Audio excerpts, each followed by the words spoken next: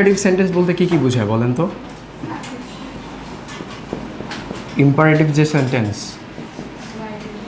এটা কি কি বোঝায় বলো তো?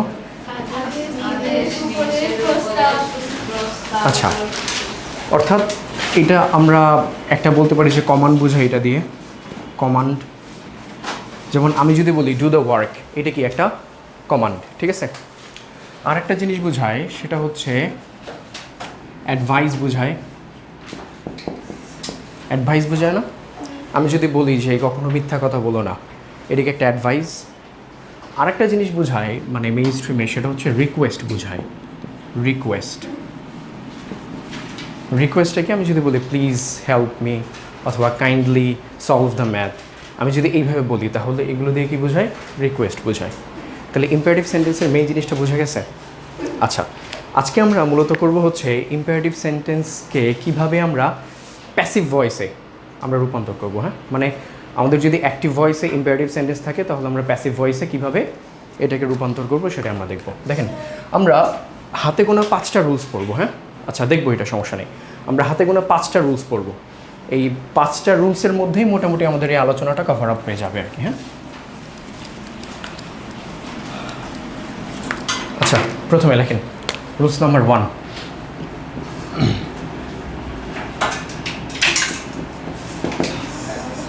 দেখেন, যদি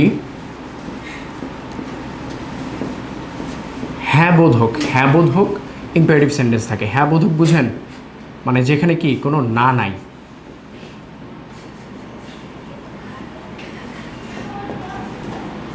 ইম্পারেটিভ সেন্টেন্স থাকে। যদি হ্যাঁ বোধক ইম্পারেটিভ সেন্টেন্স থাকে তখন কি হবে? তখন আমাদের প্যাসিভ করার সময় আমাদের একটা স্ট্রাকচার ফলো করতে হবে। হ্যাঁ, স্ট্রাকচার। কোন স্ট্রাকচার? সেই স্ট্রাকচারটা হচ্ছে প্রথমে লেট বসাতে হবে, লেট। এরপরে আমরা বসাবো অবজেক্ট। কি বসাবো? অবজেক্ট। এরপরে বসাবো হচ্ছে বি। কি বসাবো? এরপরে V3। V3 তো বুঝেন আপনারা, V3 হচ্ছে ভার্বের পাস্ট পার্টিসিপল ফর্ম, ঠিক আছে? আমরা যদি একটা এক্সাম্পল দেখি, এক্সাম্পল যেমন আমি যদি বলি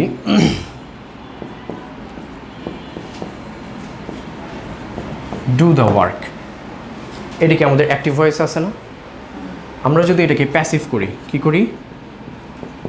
প্যাসিভ। তখন আমাদের কি হবে? এখানে দেখেন তো, এই ডুটা কি একটা V1 আর ওয়ার্কটা কি একটা অবজেক্ট, এটা না? তখন আমরা যখন প্যাসিভ করব তখন আমাদের এই স্ট্রাকচারটা ফলো করতে হবে। প্রথমে কি বসাতে হবে? লেট। তাহলে আমরা লেট বসাইলাম, লেট। এরপরে অবজেক্ট বসাতে হবে, অবজেক্টটা কি? The work. তাহলে লেট দ্য ওয়ার্ক। এরপরে কি বসাইতে হবে? বি বসাইতে হবে, বি বসালাম। এরপরে কি বসাইতে হবে? V3। এখানে V1 আছে কোনটা? ডু এর V3 কি? ডান, ঠিক আছে? তাহলে let the work be done. বুঝতে পারছেন? আপনারা এটা করেন দেখি।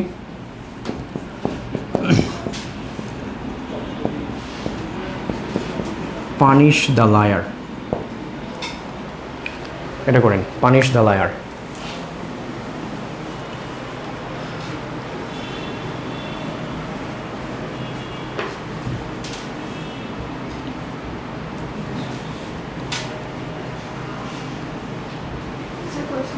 কি লিখছেন?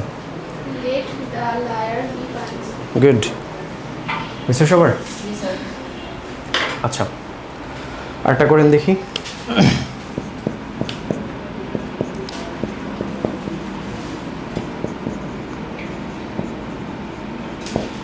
ব্রিং দ্য গ্লাস,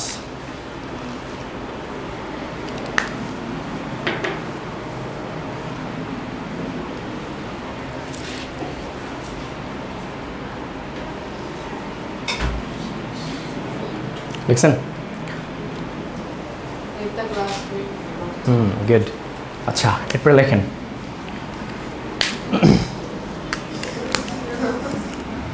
নিচে তো মনে হয় জায়গা হবে না, এখানে লেখেন ব্রেক দ্য eggs.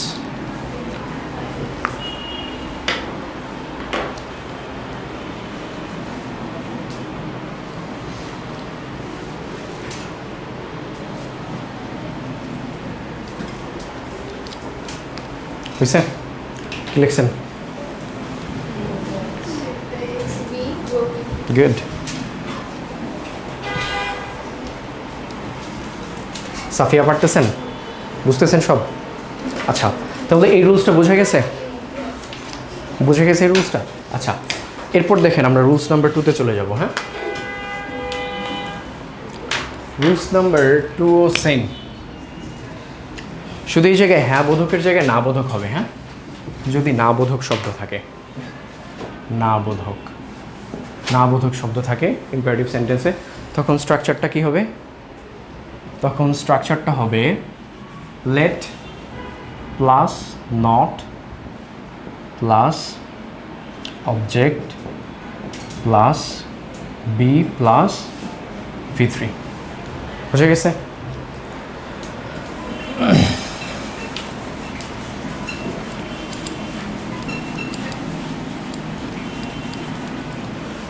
আচ্ছা, আমরা যদি একটা এক্সাম্পল দেখি, আমি যদি বলি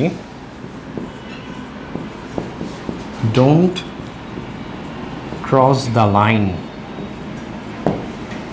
তাহলে এটা কি হবে? হ্যাঁ, বি ক্রস। আচ্ছা, তাহলে আমরা প্রথমে লেট বসাবো, লেট, এরপরে আমরা কি বসাবো? নট বসাবো, লেট নট। এরপরে অবজেক্ট কোনটা?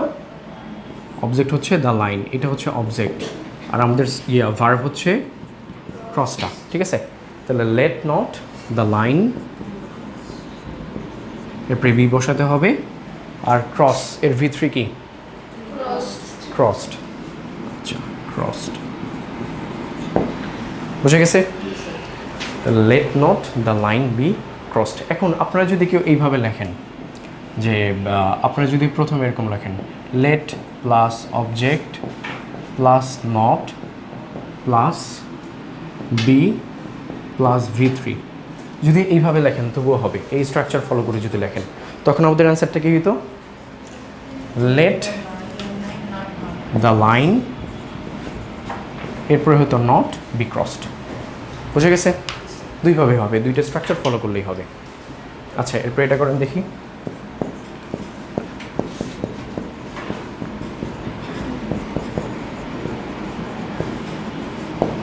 Don't bring the money.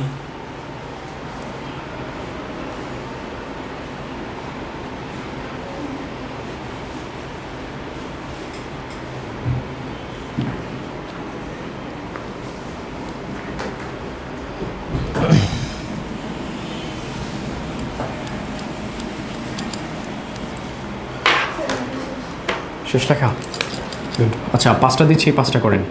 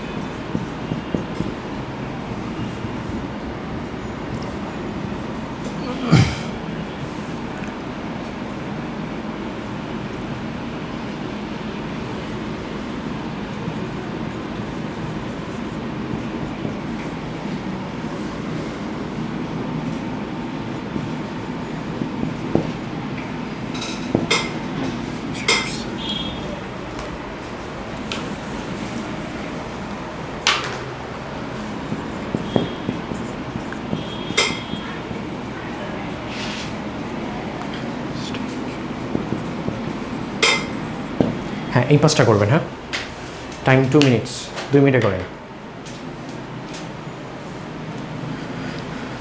Rafia বুঝতেছেন? শেষ? বাহ, আপনি তো ভালোই করতেছেন আজকে আজকে তো আপনার পারফরমেন্স হাই।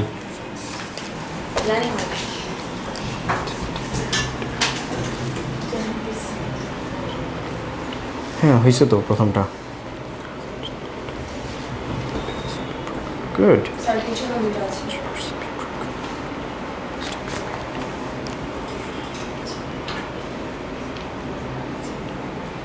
হ্যাঁ হয়েছে তো, বাহ গুড। হ্যাঁ আপনার কী অবস্থা নাজিয়া, লিখছেন?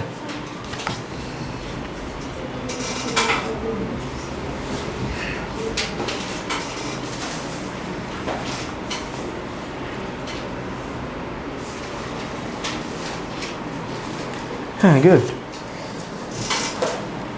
নাফিসা, হ্যাঁ লাভি বাদেন।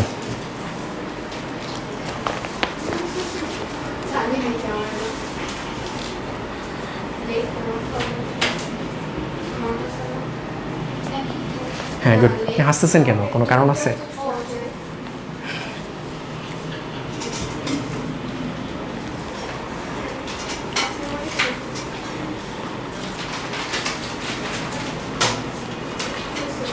হ্যাঁ গুড।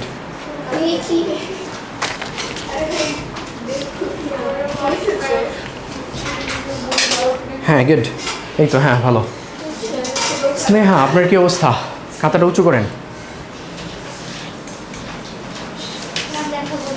হ্যাঁ দেন, হাতে দেন।